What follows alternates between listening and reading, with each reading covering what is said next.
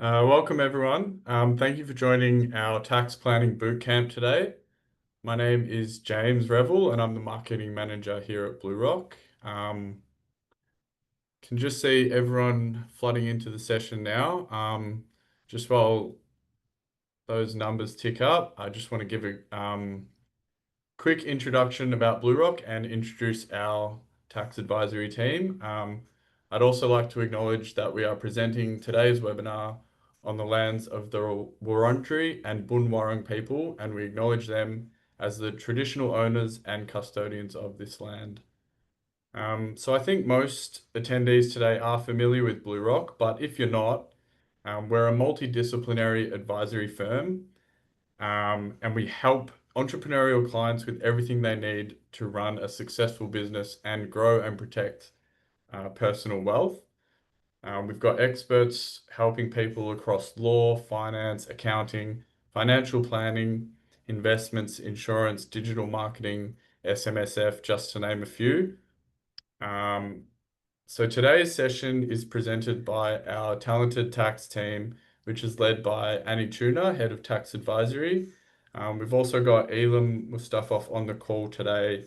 And before I hand over to the team to dive into all the content, I just want to share a quick client story that really highlights the value that this team provides our clients. So just last week, Annie received this note from a client.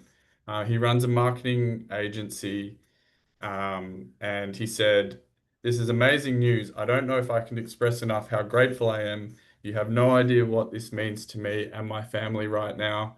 I've just become a father, and the stress of this has really been weighing on me."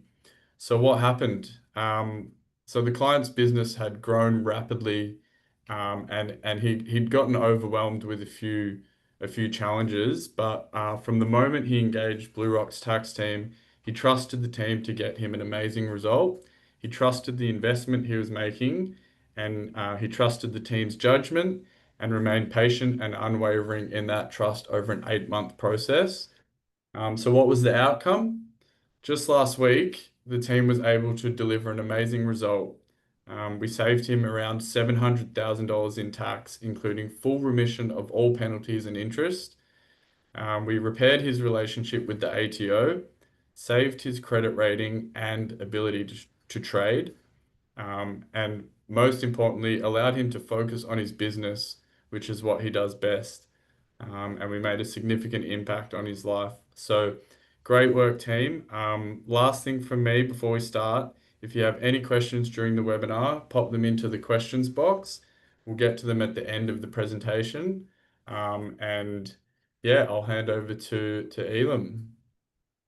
Thank you so much, James. And that client testimony, I mean, that's why we do what we do. We really want to help our clients. So we're always available. You know, if you find yourself in a bit of a pinch and not sure where to start, what to do, we're more than happy to help, and we're just a phone call away. So I'm going to launch straight in because we've got a pretty jam-packed agenda today. For those that are online, I'll give you a quick overview of the structure, because first we're starting off with individuals, and then we'll be going on to business, companies and trusts. So if you're joining us today as an individual taxpayer, you're welcome to sit in on the individuals part of the webinar and then hop off when you need to. Otherwise, we'll launch straight in there. So the reason we're starting with ATO focus areas today is it's really important when you're doing your tax planning to ensure that you're understanding exactly where the ATO is looking at, right? So we're finding in recent years a significant amount of funding has been gone towards ATO compliance, actually at an alarming rate. A lot of the questions we get asked is someone says, "Oh, how is the ATO going to know that I'm doing something wrong or have made a mistake?" Annie, what are your thoughts on that? Yeah, I guess we're increasingly seeing, I think I explained it, I was having a comments in LinkedIn yesterday. I think the bar for compliance action has reduced a lot. So this idea of, oh, I'm not a big fish in a big pond, it's not a problem I need to worry about. I think that bar's reduced. So currently there is a shift towards medium and emerging markets. So if you're a business owner, The ATO is now looking at that more SME space, and they define that at the moment as groups with wealth of between 5 to 50 million, which at that 5 million is not a lot. It just takes a couple of properties or something similar to get into that space, or businesses with turnover of more than 10 mil. Now, obviously that is still quite significant, but I guess that just illustrates that the shift in terms of compliance action has really lowered. And then when we think about things like in terms of individuals, data matching has just ramped up. Absolutely. So we're getting letters where the clients will be made aware of things that they may not have actually even realised themselves, and we might not have known as their advisors. So data matching is massive. And as you say, each year in the budget, we do budget night. We did one only a couple of months ago, feels like a couple of months ago. We do budget night, and every year there's more money going towards the ATO in terms of compliance action. So like you say, Ellen, it's not necessarily even just about how will the ATO know, or is this a problem? If you're going into tax planning, and tax planning is about how can I effectively reduce my tax so I'm paying a fair amount of tax, then you kind of need to know where those areas are for opportunities. And if you and your advisor are not being conscious of the risk areas, then you're putting yourself in a situation where you might end up with a request for information on a refund even. Yeah. So we're seeing a lot of that as well, as you know, Elam. Yeah, we're seeing a lot of that actually. People are receiving letters for the ATO, and sometimes for minuscule amounts. But what would you say if I were to receive a letter from the ATO today saying something along the lines of, we are looking into this issue? Well, what would you recommend to people? Yeah, so I think the way in which the letter is phrased is also quite relevant to the compliance action. So only at our desks about half an hour ago, we were talking about how does ATO approach compliance. So, you know, they might start with an education program. So they might put a lot of content out there trying to educate taxpayers, so making sure that everybody's aware of their obligations. So that might be the letter to be, say, and this will often happen in rental properties, right? Yeah. Generally, when you do your very first rental property tax return, or tax return that includes a rental property, almost always you'll receive a letter from the ATO that says, hey, you've got a rental property now. Just so you know, these are the sorts of things you should or should not be doing with your rental property. That's compliance by way of education, right? That's just making sure everybody knows what they're doing. And then there's that next bit, which is compliance by way of, I guess, I'd say sort of fear. And that's where the ATO might then go beyond education, and they say, well, look, everybody knows what they should be doing. What we're now going to do is we're going to highlight the areas we think are high risk. And so they'll produce a document, and we might end up talking about that, but they'll produce a document that says, hey, just so you know, if you do these things, we're not saying you're doing the wrong thing. We're just saying that you're at really high risk of us asking you more questions. And then there's the far extreme of compliance action, which is where they knock on your door and they say, we definitely think something's going on here. We're going to engage you in a review, or we're going to engage you in an audit. And that's that far extreme. But in terms of what you should be doing is you take those letters and you take them to an advisor and you address them immediately. The worst thing you can do is pretending like they don't exist. Key for getting best outcomes for our clients, like the one that James talked about, is just engaging. Yeah. Making sure you're engaged with the process, because if we can show, no matter what you've done, if we can show the ATO that you've attempted to do the right thing, or even if something's gone wrong, but then you've re-engaged with the ATO to correct the circumstances, we can almost always get you a better result than you would have if you put your head in the sand, or if you go to the ATO with a rather adversarial type approach. We can almost get you a better outcome. So yeah, that dialogue is really important. Yeah, I completely agree. I think most of the time the ATO is looking towards people are just genuinely engaging with the system. So as long as you're engaging with them early, they're usually pretty reasonable.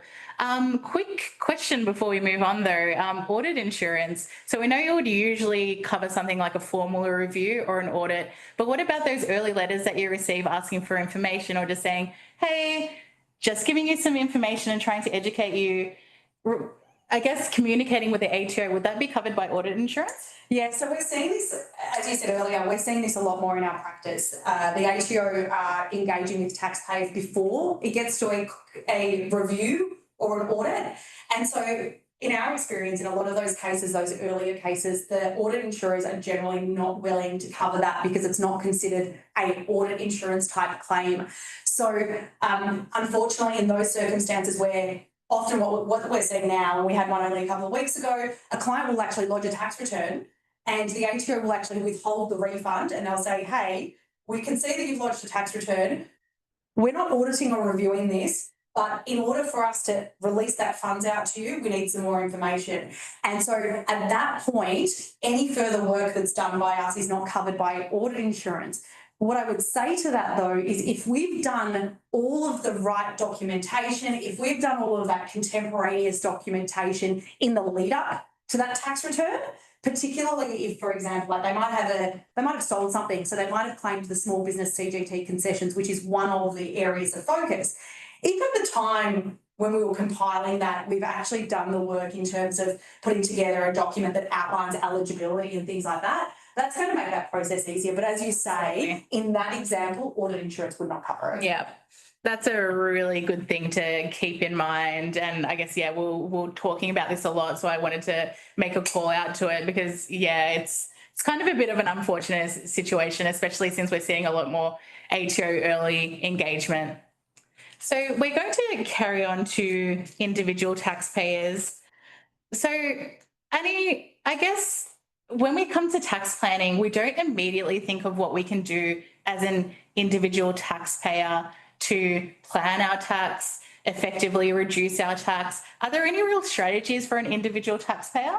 Yeah, I mean, it's pretty clear that a lot of the more robust or big bang for buck strategies are generally around, your businesses or your more strategic, complex structures like your companies and trusts. We'll talk about that. But if you're talking about just an individual PAYG employee type, there are some really sort of just basic fundamental tax planning strategies. But if I talk about bang for buck, if you've got a capital gain, and I had a meeting with a client recently, and they've got quite a significant capital gain that they're expecting to happen at the end of this year.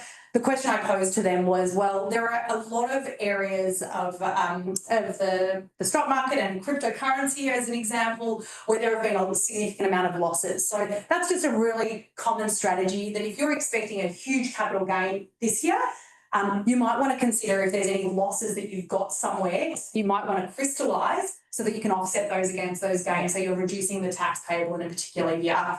And again, probably lesser so, but I think this would probably come up more so with like a share portfolio, but there are obviously gains to which you'll get as an individual the 50% discount because you've held those assets for a significant period of time, about 12 months, and there'll be assets that you don't. Now, this is stuff that your tax advisor will probably be doing for you automatically anyway, but the strategy there is just making sure that to the extent that there are losses, so if you have crystallised a loss on some crypto, making sure that you apply that loss to your non-discount gains, so those gains that you're not getting that 50% on, before you apply that loss to your discounted capital gains.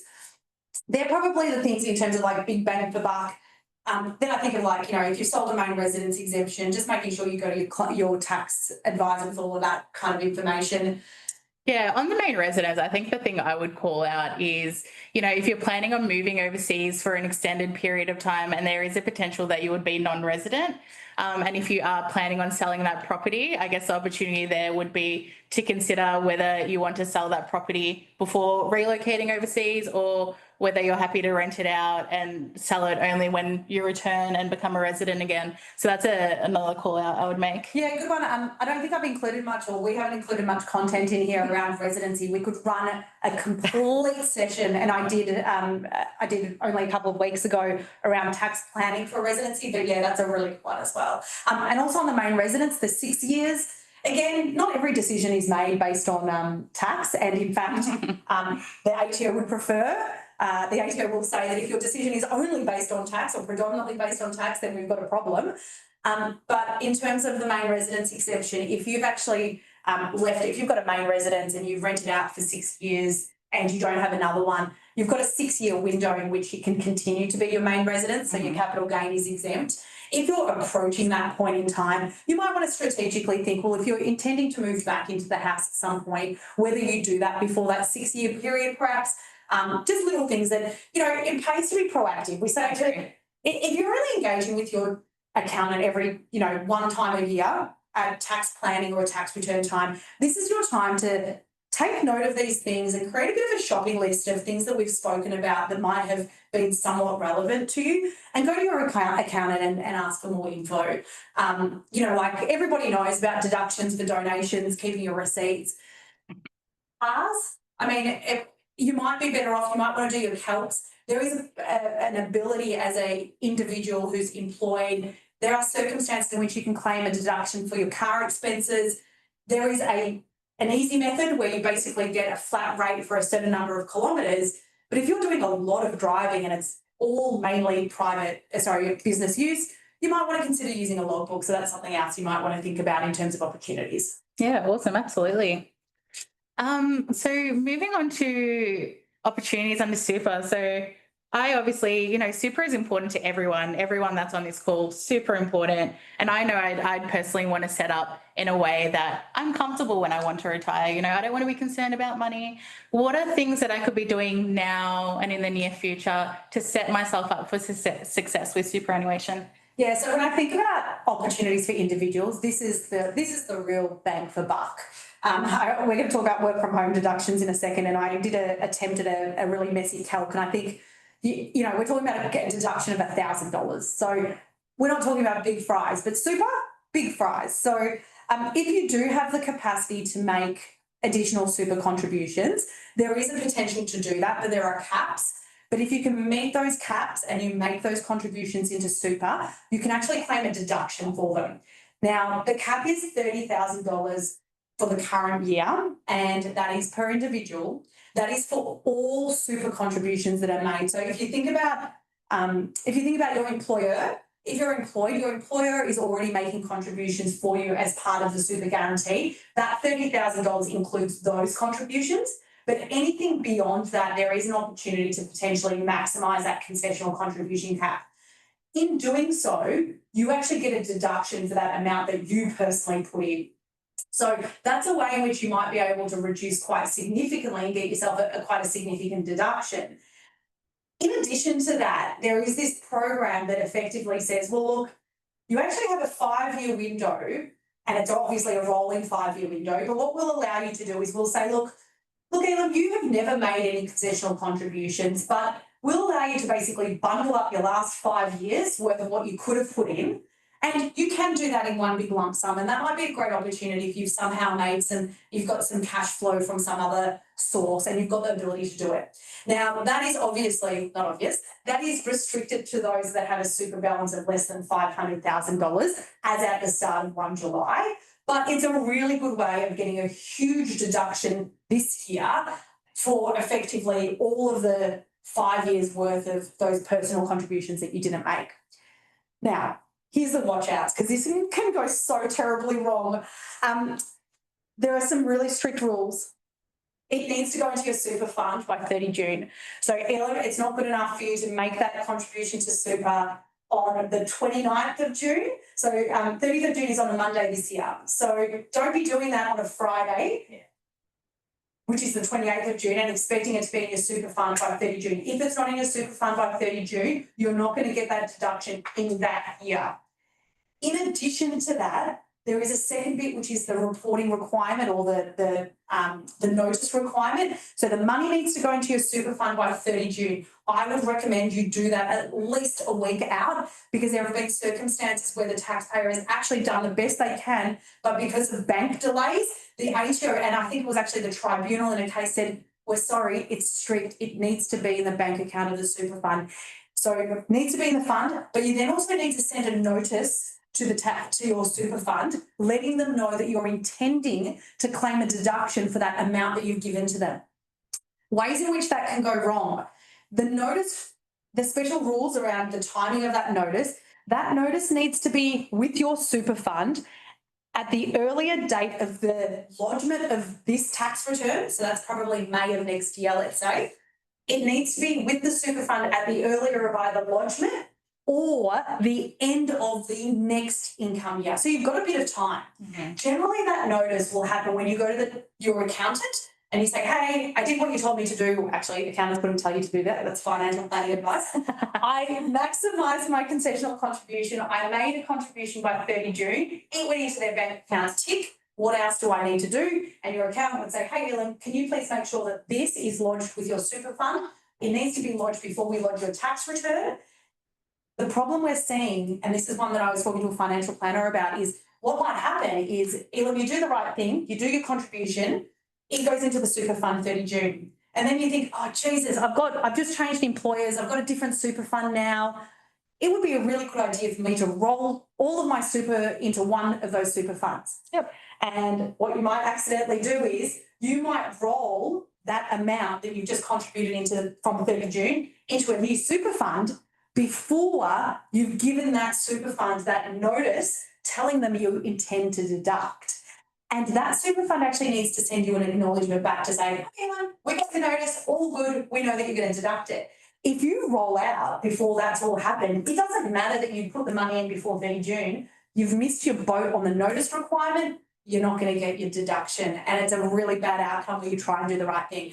So notice requirements, making sure you do it by the right date, admin, get it all underway so you don't miss out on that deduction. Yeah, those are all such important call outs because, yeah, you don't want to end up in a really poor outcome just out of, just a bit of administrative error, essentially. Yeah, there was a case I looked at, and I know we're pressed for time, but there was a case where it's so strict where the form was filled out and they said, I have a notice this is my notice to give you my intention to deduct.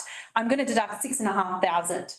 And the amount that was actually contributed was different to that 6,500. They actually only put in, hopefully I get this the right way, they actually only put in 6,000. And in that case, the tribunal said, well, sorry, your notice of intent was actually incorrect because it didn't match up. The super fund didn't acknowledge it. And therefore you tried to do the right thing, but the rules are too strict and you didn't do it right. So you miss out. Yeah, that's such a shame. Before we move on from watch outs for individuals, rental properties, huge one. So in 2024, the ATO came out with an alarming number that 90% of people, rental property owners, are making mistakes in the income tax returns, which is a wild number. And I understand some of this is inadvertent error, manual error, that sort of thing. But what should people be watching out for? So a letter we come across a lot, like I was reviewing one the other day, and it was something along the lines of, we're reviewing your rental deductions. They're a bit higher than we would expect them to be. Could you please review these and get back to us within a certain amount of time? What do you do in that situation? Yeah, so there's some things on the next slide that I've sort of in my mind and based on our experience we've highlighted. So I think that there's probably two areas where the ATO is concerned. Remember how I said I was talking about compliance action by way of aggression, and then there's education. The key thing is there's a far extreme of non-compliance in rental properties that the ATO is noticing, where people are just actually not even telling the ATO that they've got rental property income. So that's like the far, and we would expect that most people are not in that boat. If you've got rental property income, you're probably declaring it. But that's where the ATO have got this new sharing economy reporting regime where Airbnb, What If, Stays, all of those platforms now are actually physically reporting to the ATO income from these rental properties. So even if it's just a couple of weeks or a small amount, now the ATO has that data matching to say, hey, you've got some income from renting your property, therefore it needs to be in your tax return. That's far extreme of non-compliance, I would kind of think, or perhaps maybe in some circumstances they didn't know, but I would hazard a guess that's far non-compliance. The problem that we see more commonly is lack of education, and it's generally around areas of repairs and maintenance. So the one that we talk about a lot is initial repairs. Absolutely. So if it's your first year of claiming rental property deductions and let's say you've just acquired the property, so you bought the property and it immediately became a rental property in that particular year's tax return, you are already on the ATO's radar if you start claiming repairs as a deduction from your income tax. And the reason for that is that there is a very clear rule that says that if the damage that you're repairing was present when you acquired the property, you're not entitled to a deduction for repairs on that. So if you buy a super rundown property and you immediately start renting it out, you can't then do repairs to that property to bring it up to scratch to allow you to get more rental income. And the reason for that is that those would be considered initial repairs and they're non-deductible. So as soon as you've got that first tax return with repairs and it's a new property, the ATO will almost immediately question that. But then there's this distinction between what can be claimed as a repair and what is actually a capital improvement. And that's where we're seeing a lot of those letters. So that distinction between those two, and this is where you've really got to be really clear on your invoices and information to your accountant, so your accountant actually does the right thing. So that's the other main watch out. And then holiday houses. Yeah, holiday houses is a big one. Yeah. And we've got a quick comment online, I think, in terms of along the lines of data matching, because I guess the ATO has so much data these days, it's ridiculous. And I guess it comes back to, how does the ATO know they're investing a lot of time, resources and money into these data matching programs, which are quite sophisticated. A comment we have online is ATO sending letters on matching loans, for example, claiming interest on a loan where another property has been used as collateral. Yep, absolutely. We're seeing the whole gambit of it. I'm actually wondering if the next part of this, in terms of rental properties, is also those arm's length arrangements. That was one that we saw in one of the reviews that we were reviewing for another. Sorry, let me start again. One of the things that we do is, in addition to helping taxpayers directly, we also help other accountants and lawyers who are advising their own clients. And one situation we saw is where it was an arm's length arrangement. So the people had their rental property, but they were renting it out to a parent of theirs, and it was being declared. But the question then became, were they actually charging arm's length rent? And if they're not charging arm's length rent, but then claiming all of the deductions, is there a problem there from the ATO's perspective around whether or not that deduction is actually claimable? Because if I'm only charging you $50 a week to rent it out because you're my friend, but then I'm claiming a deduction of thousands of interest because interest rates are high, the ATO starts to look at that and goes, that doesn't seem quite right to us. So I'm also starting to think that's going to be another area where the ATO might crack down if they're starting to see a lot of those sorts of arrangements as well. And we had one review that was on that. Yeah, thanks, Annie. I think we might need to quickly move on from individuals. So businesses. So I guess we focus a bit on the first half, a lot on watch out for this, watch out for that, ATO is looking for this, and it can come across as a bit negative, and I hate doing that as part of our job. It's part of our job though. But what are the actual opportunities that are out there for businesses?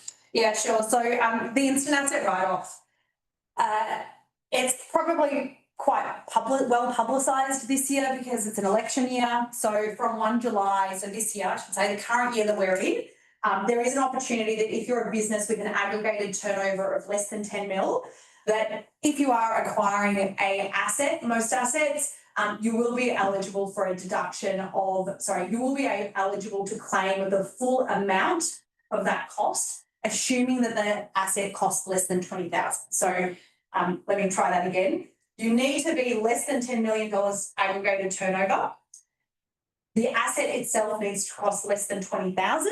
If you've met that criteria and you're a business, then you can claim the entire amount as a deduction this year. So tax planning, what you generally tend to do is you want to bring forward your deductions. So the opportunity there is if you're going to buy something that's less than $20,000 and you're going to be eligible for this, you're better off spending that $20,000 before 30 June than you are after 30 June, because if you do it on the 7th of July, you're actually not going to get the benefit of that deduction until at least maybe say 18 months away.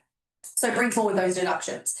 I've got to watch this space. I don't want to get into the election promises and things like that, but the coalition has promised that if they do get into power, they are going to change this so that it is a permanent instant asset write-off with a threshold of 30,000, but we don't know where that's going. I just put that in there, just something to think about. Whether that would actually happen before 30 June, I don't know. So maybe there's a strategic play here as to whether you decide what to do between now and 30 June. The election is only in a couple of days, so that's perhaps a question as well. Prepayments. So generally you can actually only deduct something that you've incurred in a particular year and you're going to get the benefit of.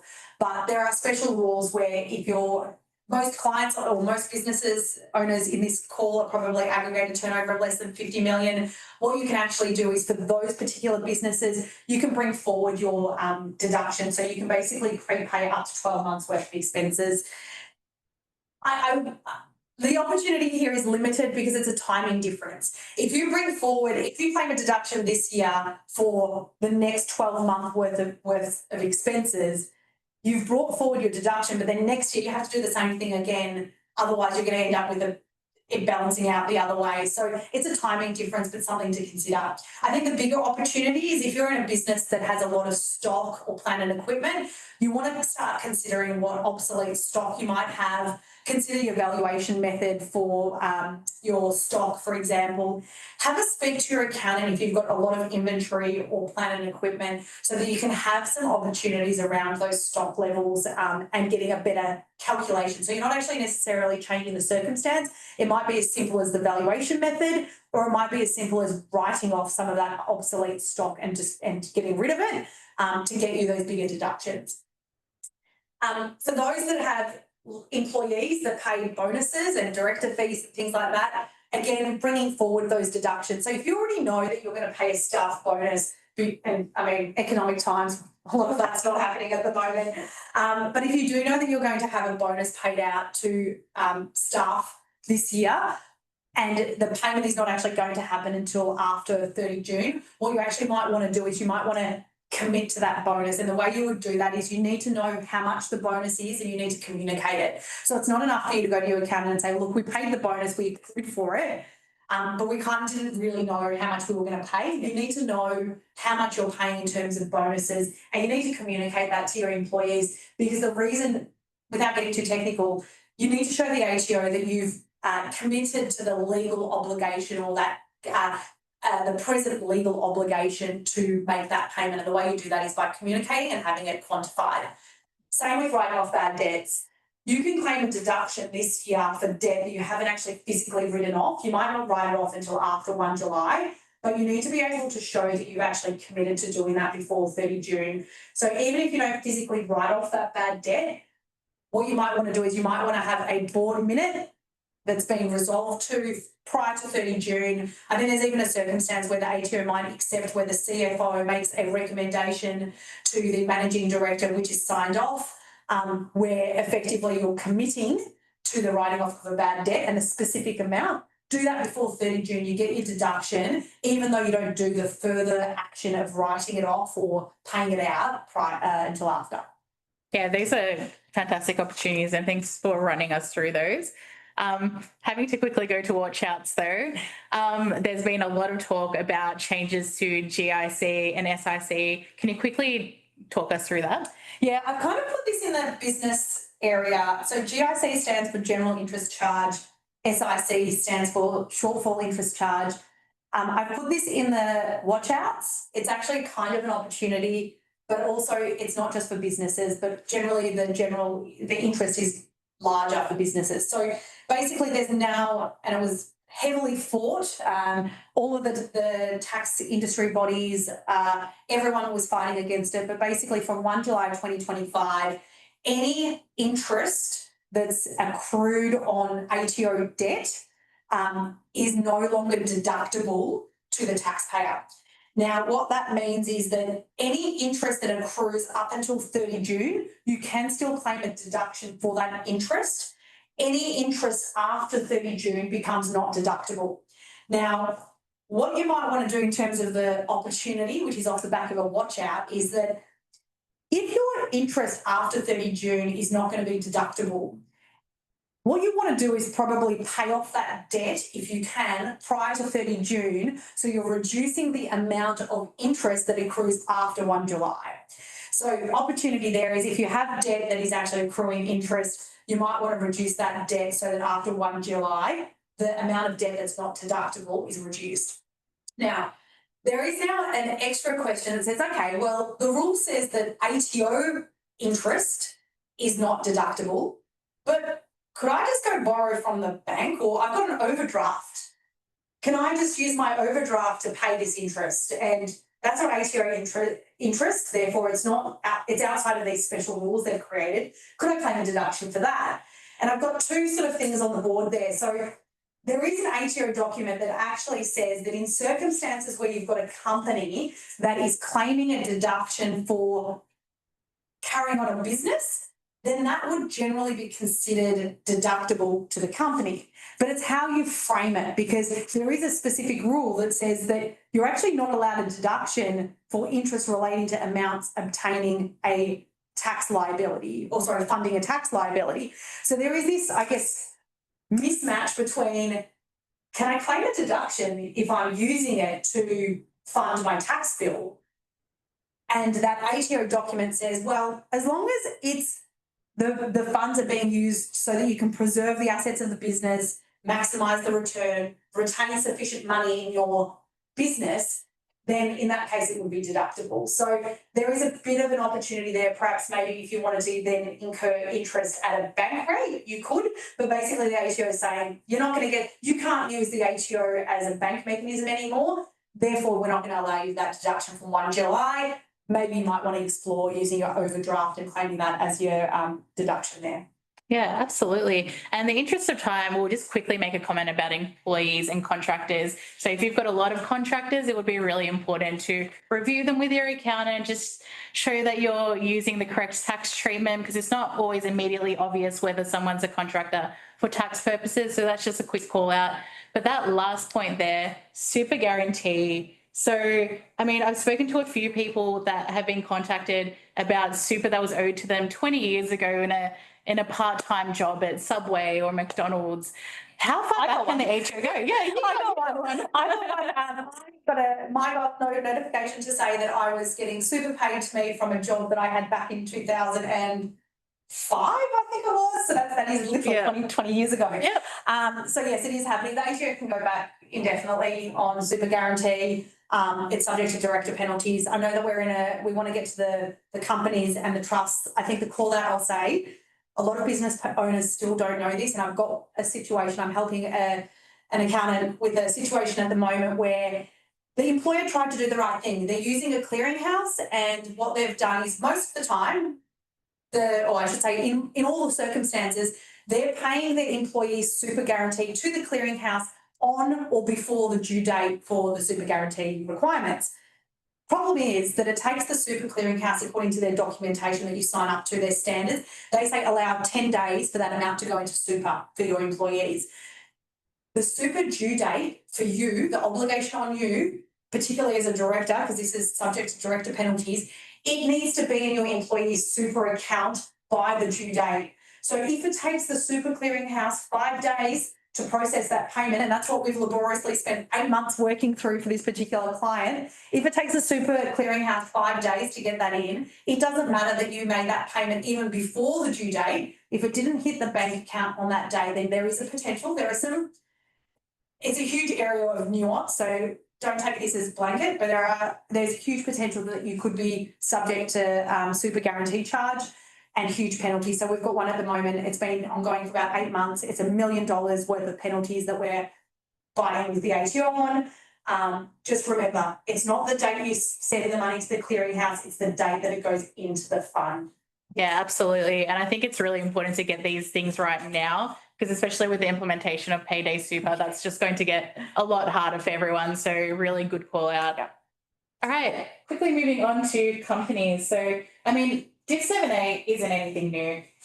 Been around for years now. What would be your quick summary of what is Div 7A and what do I need to watch out for if I've got a private company? Yeah, we've sort of gone from easy through to the complex, and we've got one more thing to talk to. So at its simplest, if you're operating your business or you're operating your structure through a company and you are making payments, more commonly loans, to shareholders of that company, or in some circumstances you're forgiving debts that are owed by the shareholders of that company, if you do any of those things, if you don't take action, generally before 30 June, or it could be a little bit later than that, but if you don't do something about it, there is a potential that whatever that amount is, you are going to be, you as the shareholder of that company, you will have a dividend declared to you. It's deemed, as in it's a pretend dividend. It's not the company paying you out a dividend. It's a pretend ATO dividend for the amount of that benefit, so let's call it the loan that was paid to you. And the problem with it is that there's no franking credit attached. So if you're operating through a company, you should already be aware of your obligations under Div 7A, and the most common of those obligations is under loans. So that's the one we'll probably talk about a little bit today. So if you've got a company and you're a shareholder and you take loans, so you're ripping money out of that company, you have an obligation that by the due date of that company loan, you need to have let me try that again. By the due date of that company's tax return, that loan needs to be fully repaid, or you need to do this loan agreement. And if you run your business through a company or a company structure, this won't be news to you. Key watch outs. 30 June, if you have got these loans on foot, so these 7-year loans, you might recall, you need to make a payment of principal plus interest on these loans, and it's due by 30 June. There is no extension to that. Now, sometimes your accountant will do the heavy lifting for you, because the way in which you make those minimum yearly repayments back to the company as a shareholder is they might do a dividend. You don't ever see this. This is all signed copies of things, and you might declare the dividend. But this is all the thinking that your tax agent does. But in some cases, it might be done by way of cash. So your accountant might actually say, well, look, we can't declare a dividend, or there might be other circumstances. We need you to actually put some cash into the company to make that obligation. So if you run your company, or your business, I should say, for a company, speak to your accountant. The big ticket item on a High Court case. Yeah, how important it is. There were a bunch of EOFY articles about this. As tax nerds, this was a really interesting case for me. But as an everyday person in business, how much of a difference does the Bendel case mean? Okay, so the Bendel case, I could spend again another hour talking about it. Upshot of it is that for our purposes, unfortunately, we're in a state of flux. There is a potential that we might be in a much better position going forward in terms of Division 7A and entitlements to trust income, which is not the purpose of this. What I want you to know is that, unfortunately, because of the timing, we are in a state of flux where it's very unclear as to what the ultimate outcome is going to be of this dispute that's potentially going to be in front of the High Court. I encourage you that if you are using a company structure and you have, if you've got a trust and you utilise a bucket company, we'll talk about that in a minute, make sure that you are engaging with your tax advisor and your accountants, because this is an area that is moving. At the moment, there's probably not a great deal we can advise on because it's still subject to appeal, or I should say it's been considered for appeal, and the ATO is staying strong on their position. But discuss this with your tax agent. Also, if your company has private assets, so if your company itself has cars, if it has a private property like a house or anything like that, again, you should be having these discussions with your tax agent, because you are potentially subject to Division 7A. And if you don't get it right, it's a dividend to you as a shareholder for which there is no franking credit, and that is not a great outcome. Absolutely, and a lot of data matching in that area and ATO letters in that area, essentially going, we know you have an asset. Have you considered FBT? Have you considered Div 7A? Thanks, Annie. So on to trusts as our last thing. So I guess the thing with trusts, Section 100A, interesting, because when I first started my tax career, nobody spoke about Section 100A. I don't even think I knew what it was. And then a couple of years ago, everyone was talking about Section 100A. So what are your thoughts on it? Yeah, okay, so funnily enough, Section 100A has been around for a really, really, really, really long time.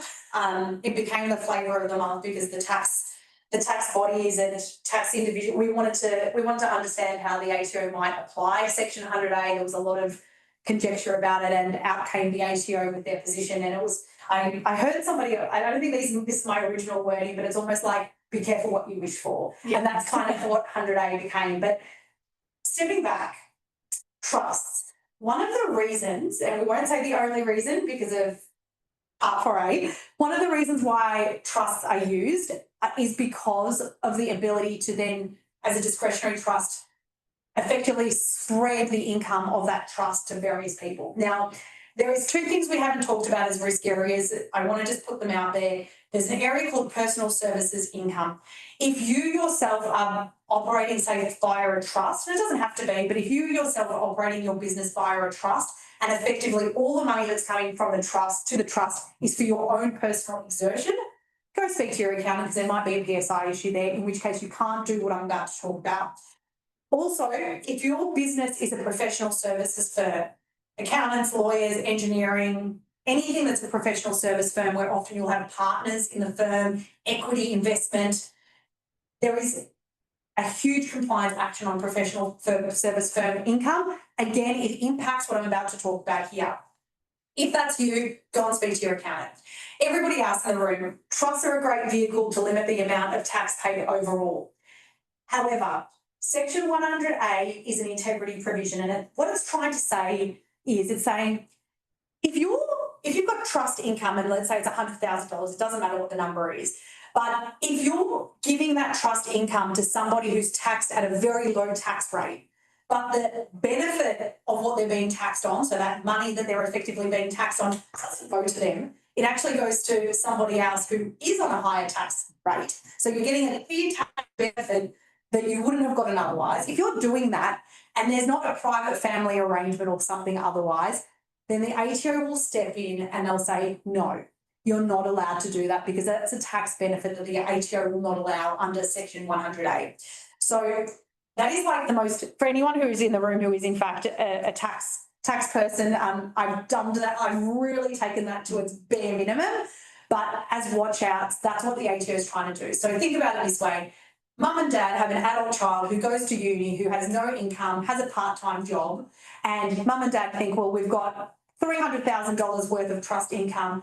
It would be really handy if we gave some of that income to our adult child, because that adult child doesn't otherwise work. They've got a huge tax-free threshold we can make use of. That would be a great way of us overall ensuring that as a family group, we have the least amount of tax paid. Now, we used to all do that. That used to be commonplace. Now, whether that was okay or not, because 100A has been around for forever, that begs to differ. But the ATO have now put in place a whole heap of compliance guidelines where they say, this is green zone. This is, if you do it this way, we won't bother using our compliance resources to review you. And this is red zone. If you do this, we are going to ask you more questions and we're going to get you to justify that what you're doing is not that example of what I was trying to say earlier. Now, I have, again, very much dumbed down some of those examples that are in the practice compliance guideline, the alert.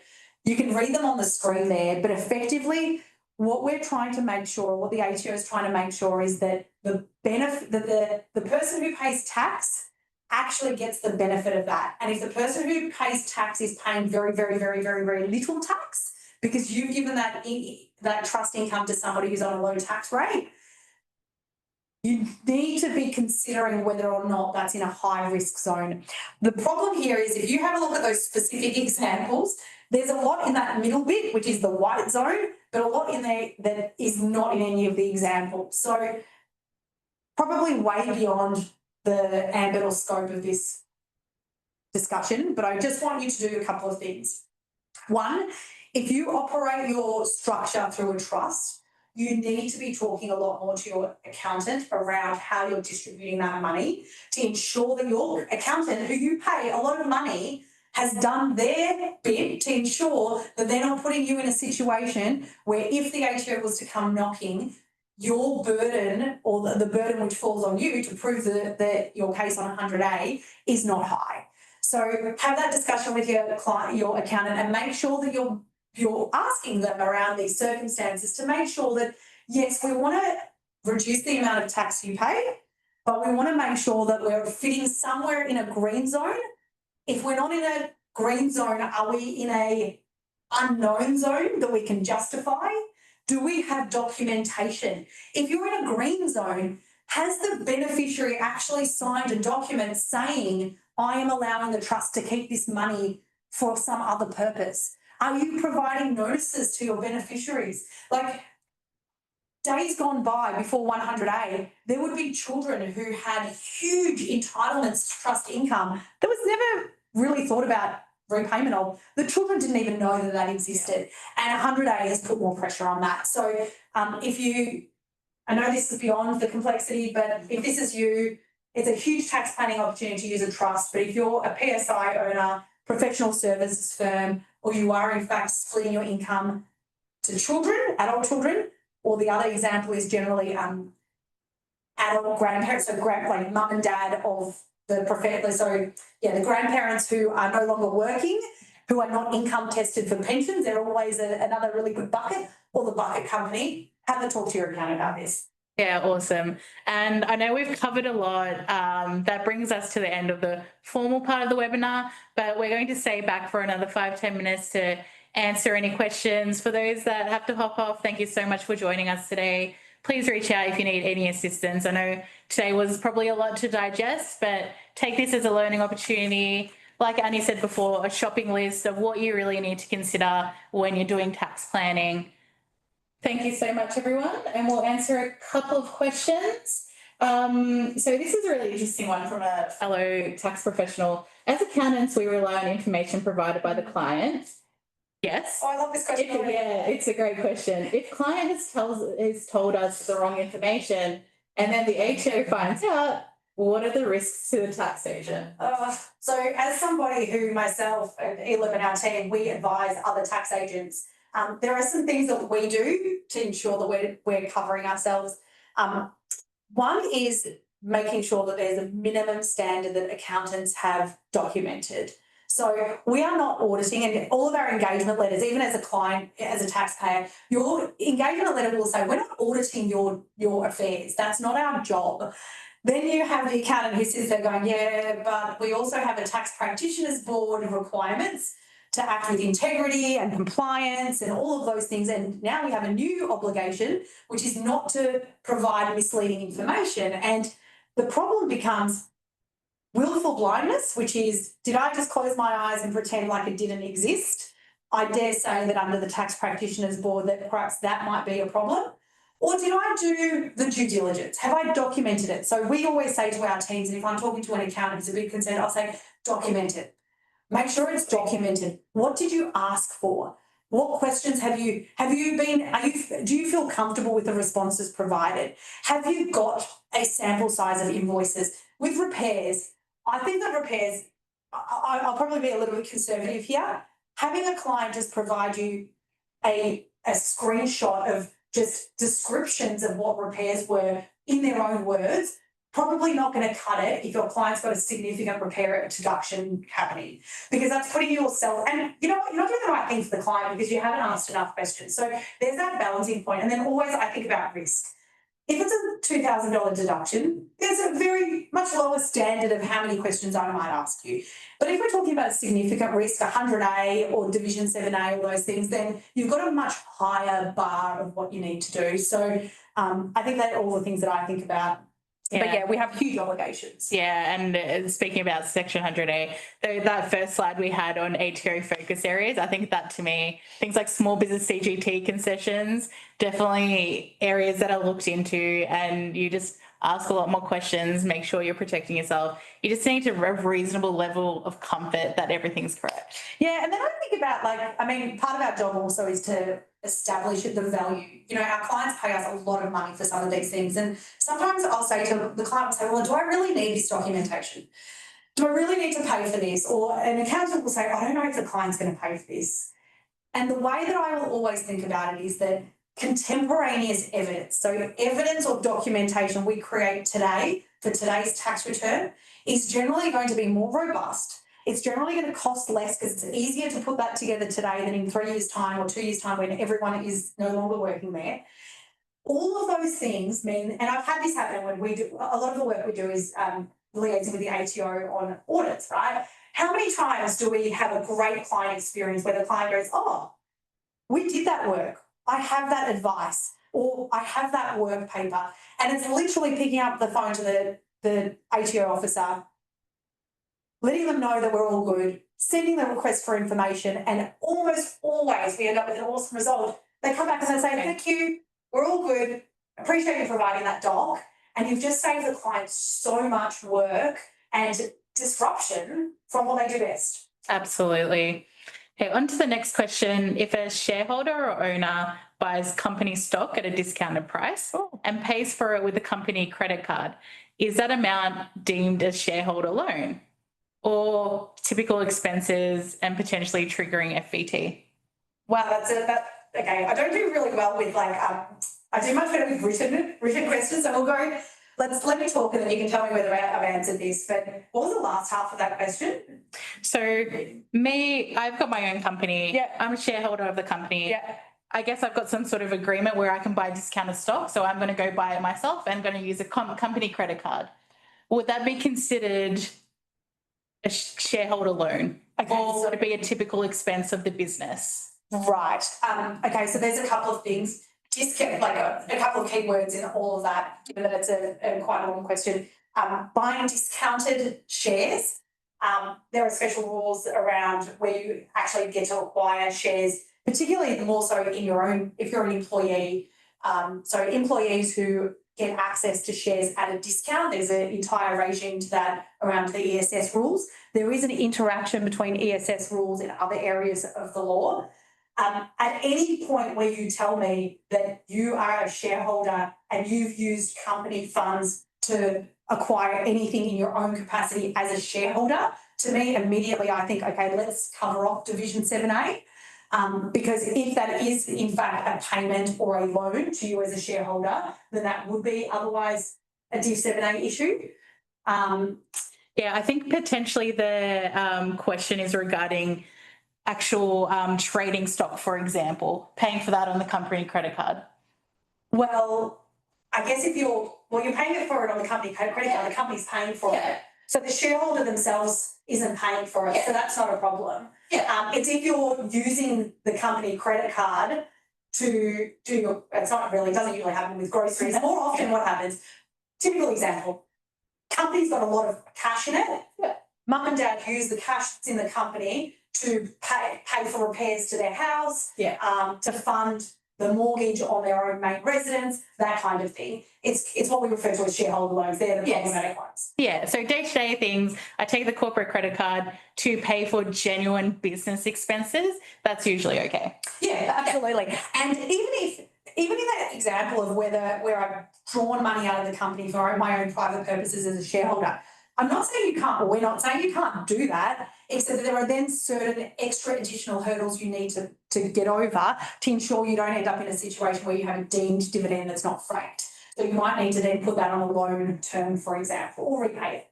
Yeah, absolutely. And I think this is the last question before we wrap up.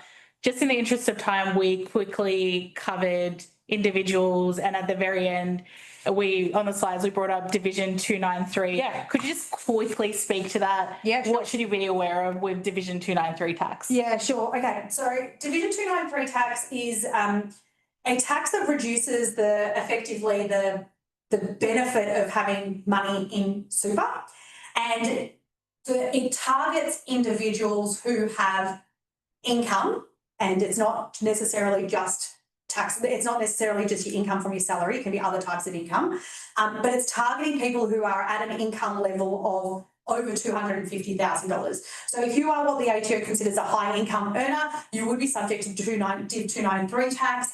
Div 293 tax, but effectively reduces the concessional taxing in a super fund. And it's a tax bill that you get in addition to your actual tax bill as an individual. So there's your individual tax bill, and then you get a Division 293 tax assessment. That happens where you've got income, which includes the concessional contributions of over 250. The key watch out, Elam, on this one is electric vehicles. Elam is our FBT guru. I think she probably calls herself the FBT queen or champion. The bit that a lot of people are going to be so caught out on, and I think it's going to happen this year, because this is the year in which the EV fringe benefit really ramped up. So if you are an employee and you salary sacrifice, or you've got a novated lease on a electric vehicle, the company doesn't pay any FBT on that, and you don't need to make any employee contributions. You effectively get to drive around in your Tesla at your pre-tax rate with all of your pre-tax benefits, right? Problem is that fringe benefit, the benefit you got from having that electric vehicle and paying everything out of your pre-tax money, that is part of what we refer to now as your reportable fringe benefit. Company didn't have to pay any FBT on it, but you are going to have that amount included in your $250,000. So and often it's people who are in your high income bracket, they're the ones that are novating these electric vehicles. they're the ones that are going to think, well, oh yes, I'm under 250, but as soon as you put that reportable fringe benefit in, that might actually see you way over that 250,000, in which case you have this D293 tax as well. So your tax agent should be aware of that as they're preparing your tax return. And I'm pretty sure now in most softwares it'll come up as a warning, and they should make you aware of that because that's an extra obligation that you need to pay. There is then, and I don't want to get into it because we're way over, but once you get that 293 tax, you've got some options around how it gets paid and the timing of that as well. Yeah, thank you so much. And that brings us to the end. We up with time. Any other sort of questions that we receive, common questions after the webinar, we're happy to put together a quick frequently asked questions to come out when we send out the recording. Thank you so much for your time, everyone. If you have a very specific question, our contact details are there and you're welcome to reach out. Thank you so much. Thanks for joining us today. Enjoy the rest of your days. See you. Bye. Bye.